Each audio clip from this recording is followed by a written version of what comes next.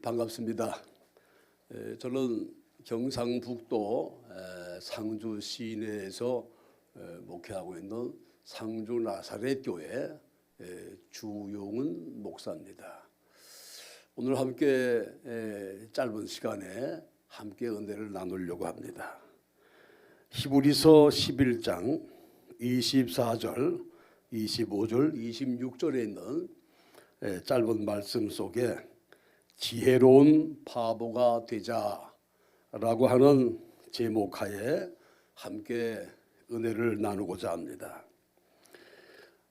서울시청 그 부근에 합동측 교회 내수동 교회라고 역사가 오래된 교회가 있습니다. 그 교회에 박희찬 원로 목사님이 계신데요. 총신대 교수를 역임하셨고 부흥사로도 전국을 많은 교회를 집회를 하셨고요.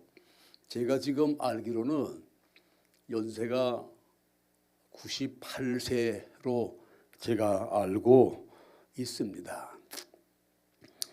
저는 합동측 목사가 아니지만은 이 박희찬 목사님이 아주 유명한 그 일화가 있어요.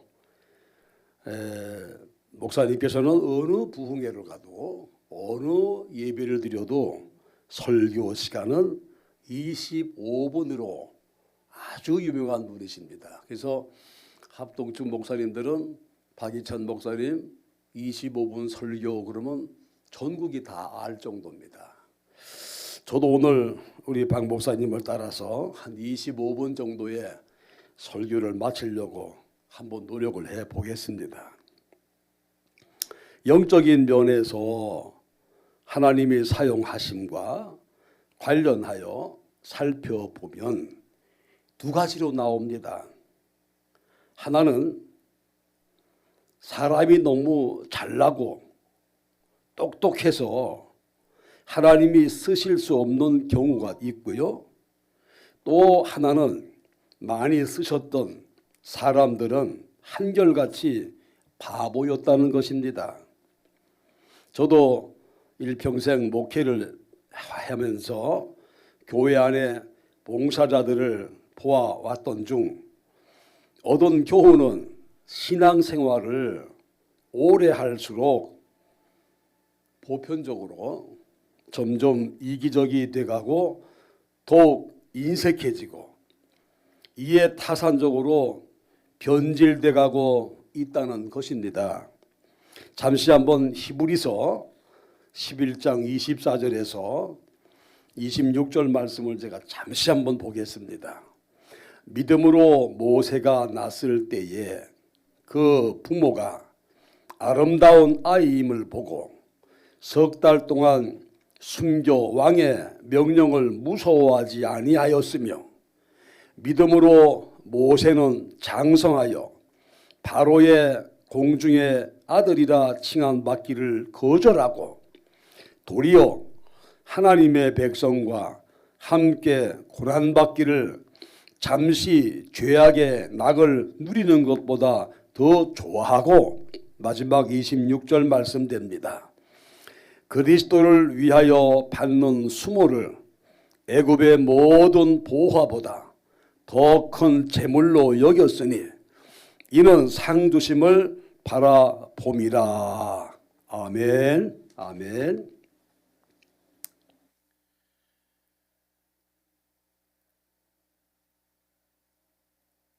저도 목회하면서 재직회도 하고 당회도 하고 장로님들, 권사님들, 또 집사님들하고 회의를 할 때가 많습니다. 회의를 하면서 어느 선교적인 교회의 일을 하려고 이렇게 제시를 하면은 그거 하지 말자. 그거 하면 안 된다. 돈 없다. 시간도 없고 그런 거 왜 합니까? 그거 해도 안 됩니다. 이렇게 말하는 사람들은 가만히 보면은 대부분 말이에요. 오래된 성도들 중에 그런 말씀들을 하세요. 우리는 믿을수록에 점점 바보가 돼 가야 합니다. 당신 바보야? 당신 왜 그래? 왜 가만히 있어? 화내지. 이런 말을 들을 정도로 바보가 돼 가야 그가 있는 곳에는 평화가 있고요. 아멘. 행복이 있고요. 아멘. 살만한 곳이 됩니다. 아멘. 이런 바보가 진실로 그리스도 안에서 새로운 바보고요. 하나님으로부터 칭찬받는 바보요. 복받을 바보인 것입니다. 성령님께서 지배하는 사람, 나보다 이웃을 배려하고 내 몸같이 섬길 줄 아는 바보 같은 사람들입니다. 우리는 이 시간 성경에 있는 바보 중 몇 바보를 찾아보겠습니다. 처음에 보니까 미련하고 어리석은 바보가 있습니다. 시편 14편 1절에 그 마음에 이르기를 하나님이 없다. 그렇게 생각하는 바보가 있었어요. 사도행전 5장 1절에서 11절의 말씀을 보면은 아나니아와 삽비라가 부부가 나오지 않습니까? 베드로 앞에 땅을 팔아서 헌납하겠다고 내외가 약속을 했잖아요. 땅을 팔고 나니까 인색한 악한 영이 들어와서 절반을 땅에 감춰놓고 절반 일부만 가지고 와서 베드로에게 다 판 것인 양 속입니다. 그 베드로가 뭐라고 합니까? 이게 답니까? 그렇게 말하니까 예. 그래서 사람이 아닌 하나님께 거짓말을 했다 그래서 그 자리에서 생명이 떠나갑니다. 약 3시간 후쯤에 삽비락의 아내가 남편 죽은 걸 모르고 베드로 앞에 왔을 때 베드로가 또 확인하지 않습니까? 그 판돈이 다냐, 땅 판돈이 다냐.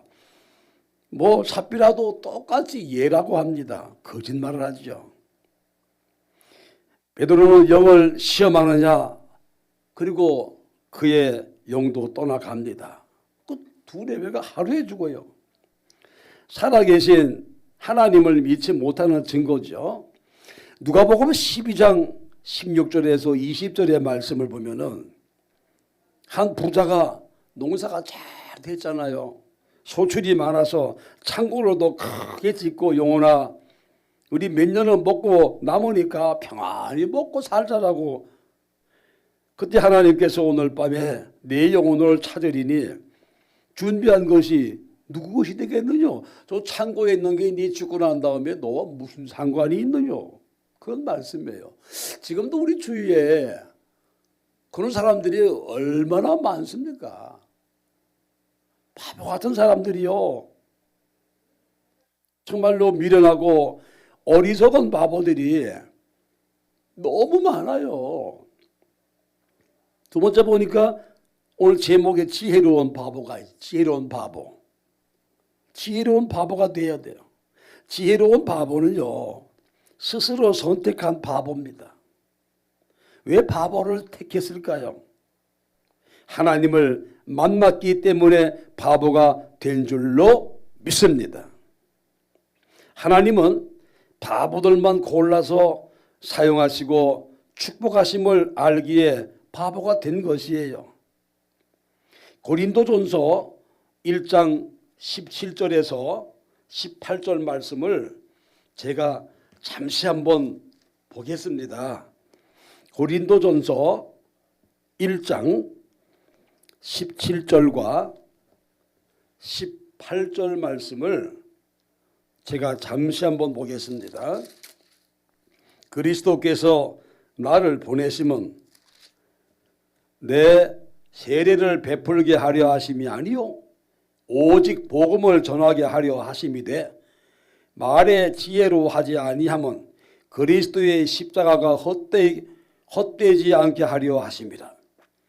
십자가의 도가 멸망하는 자들에게는 미련한 것이요 구원을 받는 우리에게는 하나님이 능력이라 그랬습니다.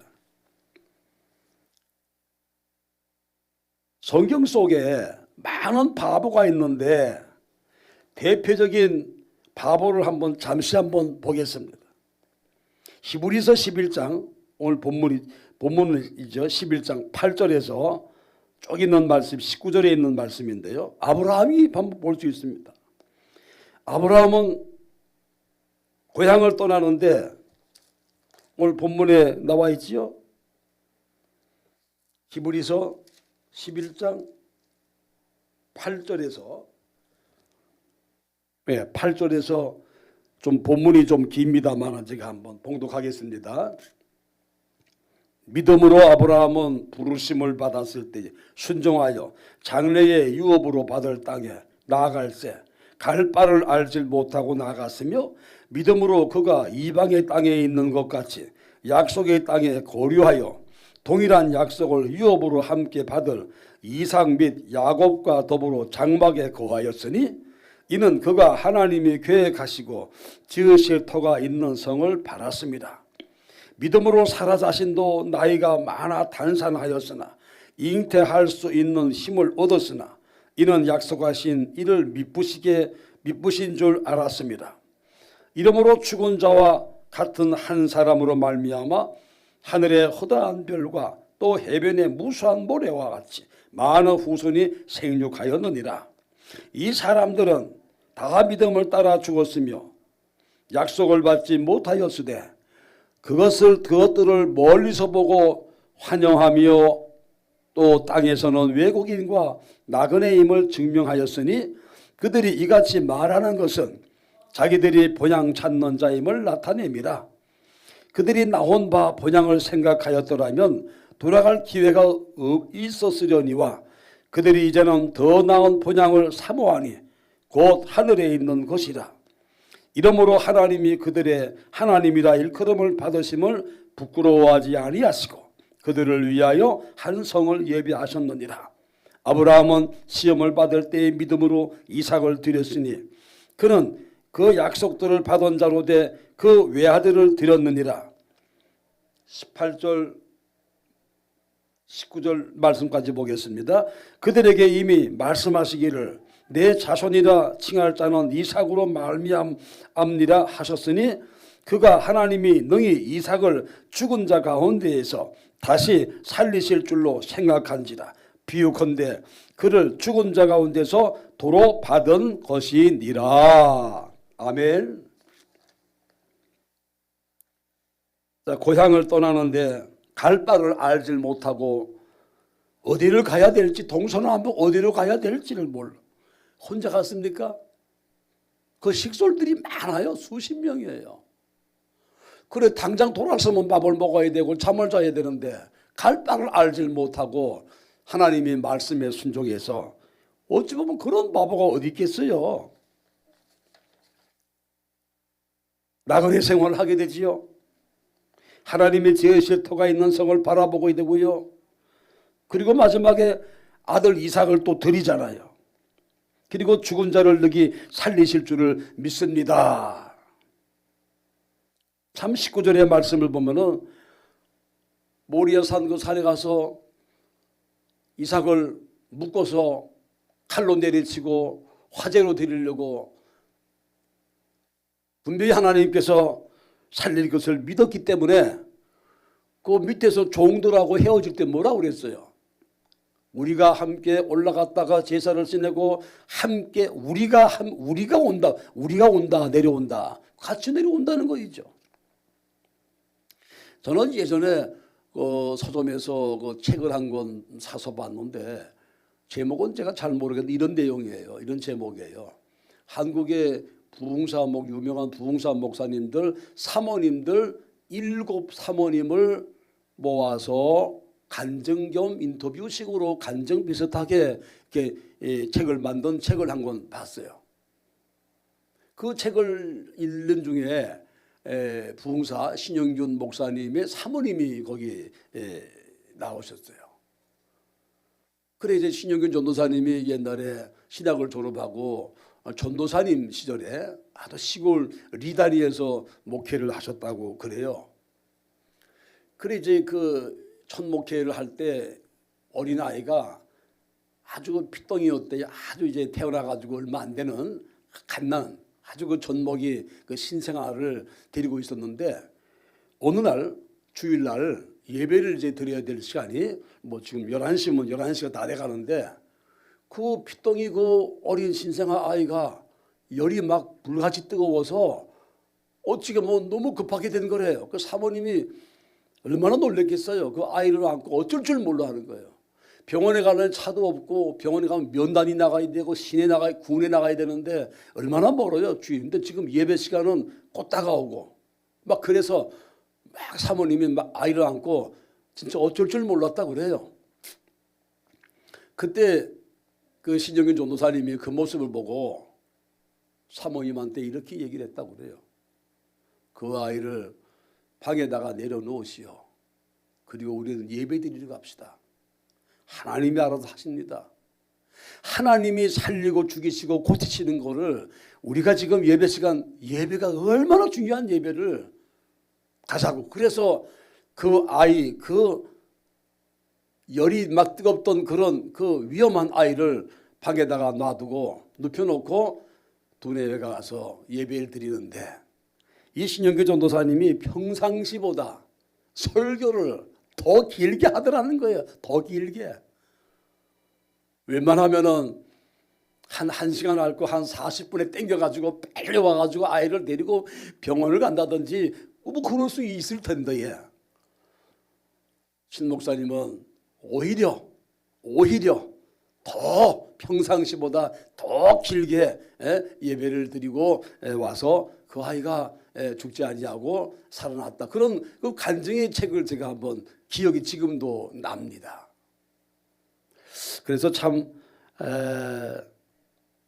부흥사 목사님들의 그 신앙은요, 참 우리가 흉내내기도 어려운 오직 믿음, 생명은 하나님께. 자식이 얼마나 귀하겠어요. 눈에 넣어도 안 아픈 자식을 그 생명 하나님께 맡겨놓고 우리는 예배드리러 가야 된다.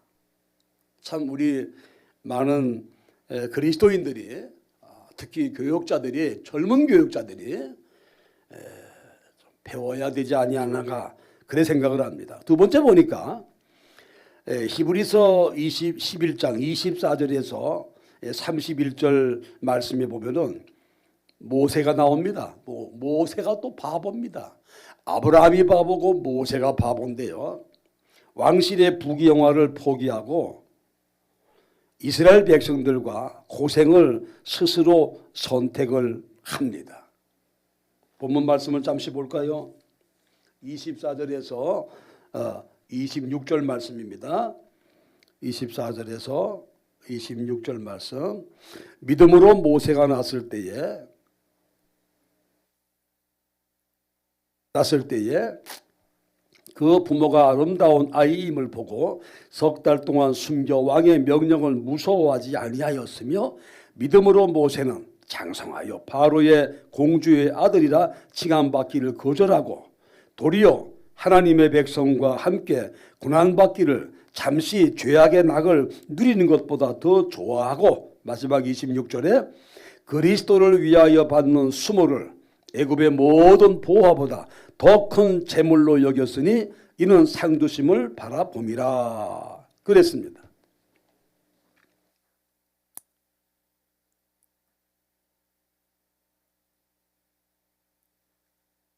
제 주위에 어떤 바보 목사가 있어요.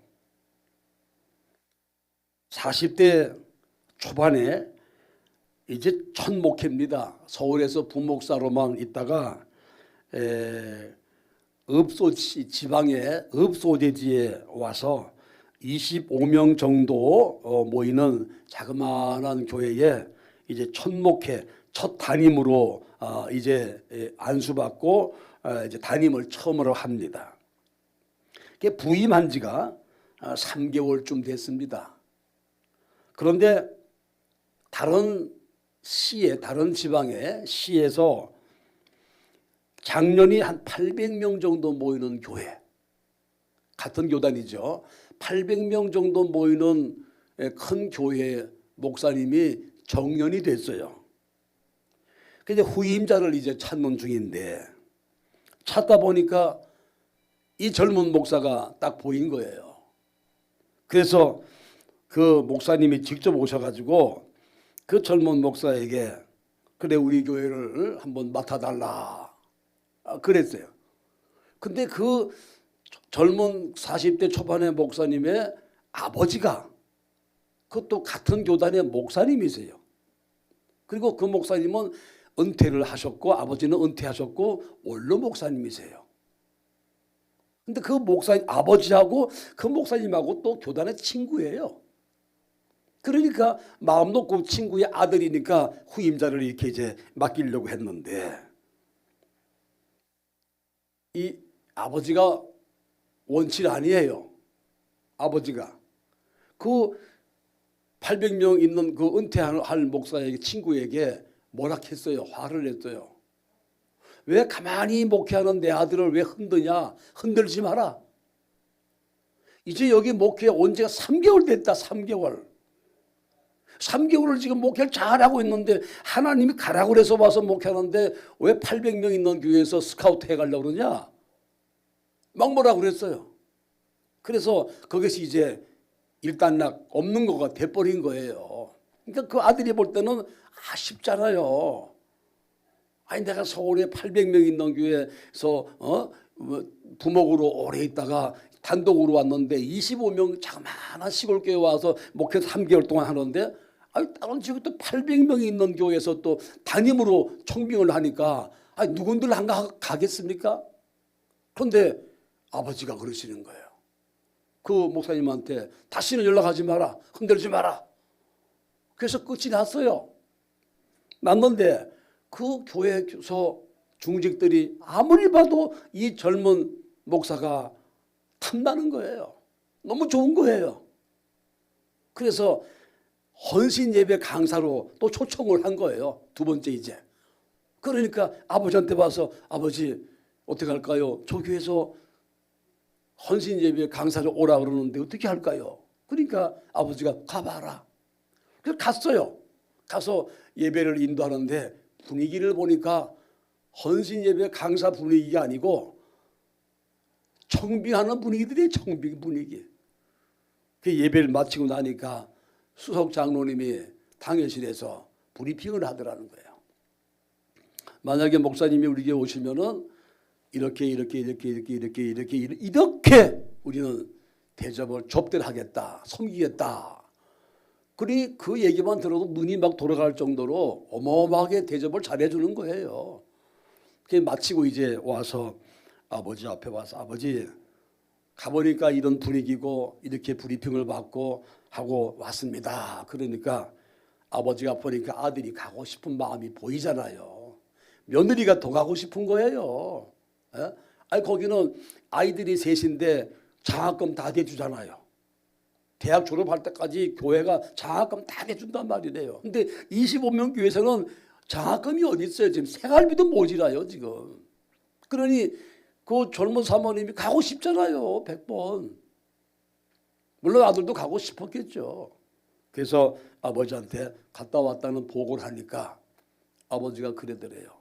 너도 나이가 40이 넘었고 아이가 셋 딸린 아버지니까 이제 네 마음대로 해라. 그런데 만약에 네가 그 교회를 옮긴다면은 앞으로 나에게 아버지라 부르지 마라. 엄청난 말을 한 거예요. 너하고 나하고 이제 상관없다. 그러니까 아들이 무릎을 꿇더래요. 아버지 안 가겠습니다. 그래서 안 갔어요. 그 얘기를 이 아버지 목사님이 저한테 얘기를 해요. 지금 그 아버지 목사님이 현재 저희 교회의 협동 목사님이세요. 서울에서 목회하다가 은퇴하고 상주 내려와서 저희 교회 지금 다닌 지가 11년째 지금 출석을 해요. 11년째. 저하고 중마고입니다. 어릴 때부터 같이 컸어요. 한 마을에서 같이 교회 다니고 학교 다니고 같이 컸어요. 같이. 제가 친구로 하면 제일 친한 친구예요. 오인국 목사님이라고. 지금 또 우리 교회 지금도 출석합니다. 그 얘기를 듣고 내가 그랬어요. 오 목사님, 우리 친구지만 님 잘 붙입니다. 오 목사님, 그 아들 그 보내면 안 좋겠어? 만약에 내가 당신 같은 케이스 생각하면 나는 그리 보낼 것 같은데 그거 왜 안 보냈어? 그랬더니 3개월 전에 이 교회 부임할 때 기도하고 하나님 이 교회를 갈까요 말까요 기도할 때 하나님께서 가라 응답받고 왔는데 3개월 만에 하나님이 또 딴 교회 가라 그런 하나님은 아니시다. 여기 가는 건 그건 인간의 마음이다. 여기 올 때 하나님의 뜻으로 왔는데 가는 건 인간의 마음이다. 그래서 내가 반대했다. 참 어찌 보면은 참 아버지도 바보고 아들도 바보예요. 둘 다 바보예요. 자, 신약에 건너와 가지고 대표적인 바보는요 바울 사도입니다. 여러분, 사도행전 20장 24절에 내가 달려갈 길과 주 예수께 받은 사명 곧 하나님의 은혜의 복음을 증언하는 일을 마치려 하면은 나의 생명조차 조금도 귀한 것으로 여기지 아니하노라. 하나님을 만났던 수많은 믿음의 바보들이 한 일 중에 특이한 것이 있다면 세상 것을 포기하고 하나님의 사랑으로 이웃을 가슴에 품었다는 말씀이세요. 할렐루야. 저는 사랑 그러면 손양원 목사님을 말씀을 안 드릴 수가 없어요. 손양원 목사님. 손양원 목사님은 사랑만 외쳤습니까? 그 아들 둘이 총살당해 죽잖아요. 고등학생에. 1948년 여순 사건 때 좌익 폭도에 의해서 순교당한 두 아들의 장례식장에서 감사를 통해 감사했던 아버지의 그 손양원 목사님의 9가지 감사의 내용을 잠시 말씀을 드리겠습니다. 9가지 감사, 손양원 목사. 첫 번째, 나 같은 죄인의 혈통에서 순교의 자식을 나게 해주시니 하나님 감사합니다. 두 번째, 커다란 많은 성도 중에 이런 보배를 나에게 주셨으니 감사합니다. 세 번째, 3남 3녀 중에서 가장 귀여운 맏아들과 둘째 아들을 하나님께 바치니 감사합니다. 네 번째, 한 아들의 순교도 귀하거늘 하물며 두 아들이 함께 순교했으니 하나님께 감사합니다. 다섯 번째, 예수 믿고 와석 종신에도 복이라고 했는데 전도하다가 총살 순교했으니 하나님께 감사합니다. 여섯 번째, 미국 가려고 준비하던 아들이 미국보다 더 좋은 천국에 갔으니 하나님께 감사드립니다. 일곱 번째, 내 아들을 죽인 원수를 회개시켜 아들을 삼고 양아들을 삼고 하는 사랑을 마음에 주심을 하나님께 감사드립니다. 여덟 번째, 내 아들의 순교의 열매로 무수한 천국의 열매가 생길 것을 믿으면서 하나님께 감사를 드립니다. 아홉 번째, 마지막 감사합니다. 역경 속에서도 하나님의 사랑을 깨닫게 하시고 이길 수 있는 믿음을 주신 하나님께 감사드립니다. 장례식에서 이 감사 9가지 감사를 아버지가 1948년 여순 사건 때 좌익 폭도에 의해서 순교당한 두 아들의 장례식장에서 아버지가 감사 9가지 하나님께 감사를 드렸습니다. 오늘 어떻습니까? 마무리 짓겠습니다. 예수님을 위해서, 이웃을 위해서 너무나도 손해보지 않으려고 지나칠 정도로 똑똑하게 살고 있지 않는지, 진정 하나님을 바로 알고 깨달아 하나님을 위하여 많은 손해를 보는 지혜로운 바보, 어리석은 바보 말고 지혜로운 바보, 지혜로운 바보들이 다들 되시기를 주님의 이름으로 기원드립니다. 잠시 기도드리겠습니다. 에베네셀의 하나님, 임마누엘의 하나님, 여호와 니시 하나님, 살아계신 하나님 감사합니다. 어지러운 시대에 똑똑한 이들이 얼마나 많습니까? 예수 그리스도 안에서 66권 성경 말씀을 통하여 변하여 깨닫게 되고 내가 어디서 와서 무엇을 하다가 어디로 갈 것인지 확실히 알고 주를 위해서 십자가를 지고 주께서 주시는 말씀의 삶과 죽기까지 순종하고 복종하는 영적인 바보들, 참으로 부럽고 참 존귀합니다. 주의 백성들 이 땅에 거하는 날 동안까지 어리석은 바보가 아니고 지혜로운 바보가 되어서 하나님께 영광과 이웃들에게 덕을 끼치며 예수 그리스도의 향기를 드러낼 수 있는 주의 식구들이 다들 될 줄로 믿사옵고 우리 주 예수 그리스도의 이름으로 간절히 기도드리옵나이다. 아멘.